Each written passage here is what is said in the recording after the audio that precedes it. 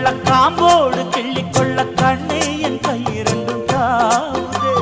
பூமாலை தாங்கிக் கொள்ள பொன் தாலி வாங்கிக் கொள்ள இப்போது என் கழுத்து ஏங்குதே.